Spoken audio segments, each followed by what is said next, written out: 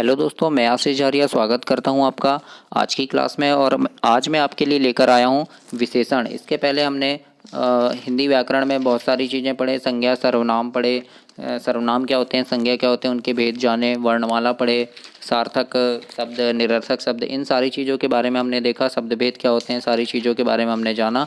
आज की वीडियो में हम जानते हैं विशेषण क्या होते हैं और विशेषण किसे कहते हैं, जिनसे आपके एग्जाम में जो भी प्रश्न आएंगे आपको पहचानने में आसानी होगी कि विशेषण है या फिर संज्ञा है, सर्वनाम है, क्या है।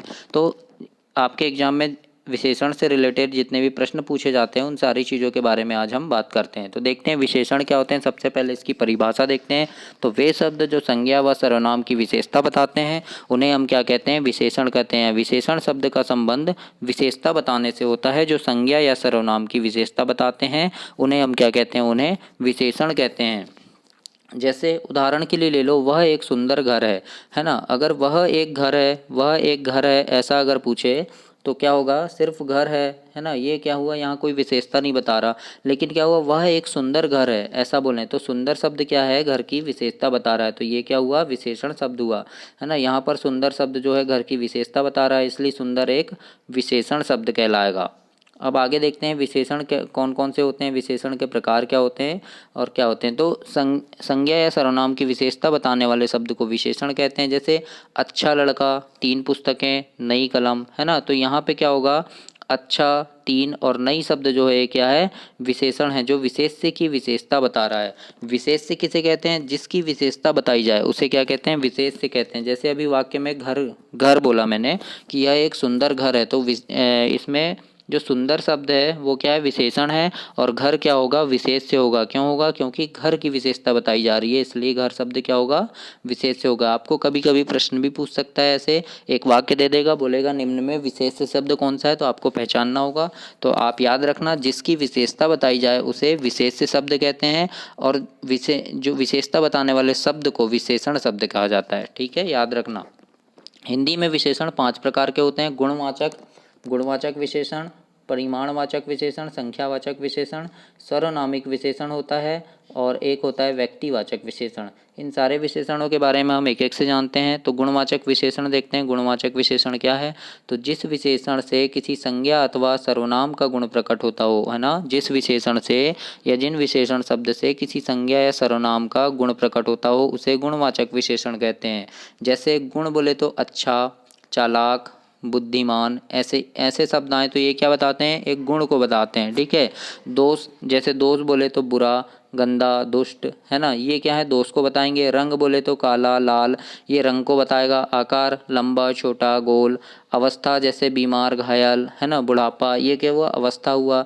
स्थान बताएंगे, पंजाबी, भारतीय, बंगाली। तो ये क्या होगा, गुण बता रहे हैं। तो ये कौन से विशेषण होंगे, ये गुणवाचक विशेषण होंगे। जब किसी चीज़ का गुण बताया जाए तो वहाँ क्या होता है, गुणवाचक विशेषण होता है। ऐसे ही आगे देखते हैं परिमाणवाचक विशेषण। परिमाणवाचक किसे कहते हैं, तो जिससे किसी चीज़ की परिमाण का बोध होता हो, जिस शब्द से किसी चीज़ की परिमाण का बोध होता हो तो उसे क्या कहेंगे, परिमाणवाचक विशेषण कहेंगे। या फिर वे शब्द जो किसी वस्तु की मात्रा का बोध कराते हों उसे हम परिमाणवाचक विशेषण कहते हैं। जैसे थोड़ा पानी, थोड़ा पानी बोले तो पानी तो चाहिए लेकिन कितना चाहिए, थोड़ा चाहिए। अब ये क्या हुआ, बहुत दूध चाहिए, तो दूध तो चाहिए लेकिन कितना चाहिए, बहुत चाहिए। तो थोड़ा या बहुत, ये क्या हुआ, परिमाण बता रहा है कि मुझे इतना चाहिए, या मात्रा बता रहा है ना। यहाँ पर थोड़ा शब्द क्या है, ये दोनों विशेषण हैं जो पानी और दूध के परिमाण को समझा रहे हैं। तो ये क्या हुआ, परिमाणवाचक विशेषण हुआ।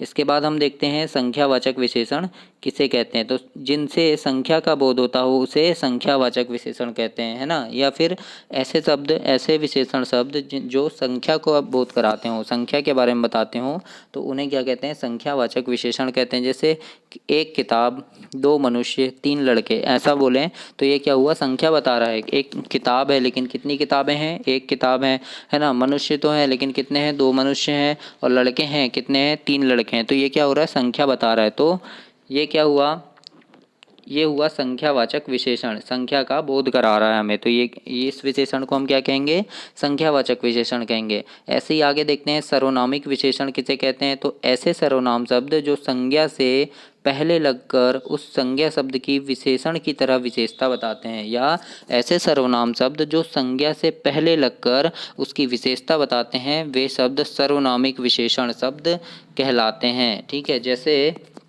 यह शब्द संज्ञा के लिए विशेषण का काम करते हैं। जैसे मेरी पुस्तक, मैंने क्या बोला कि ये पुस्तक है, तो ये क्या हुआ, ये एक शब्द हो गया है ना। लेकिन मैं बोलूँ मेरी पुस्तक अच्छी है, तो ये क्या होगा, मेरी पुस्तक अच्छी है, ये विशेषण क्या हुआ, इसमें विशेषण शब्द अच्छा हुआ है ना। लेकिन मैंने क्या बोला, मेरी पुस्तक अच्छी है, पुस्तक तो अच्छी है लेकिन किसकी, मेरी।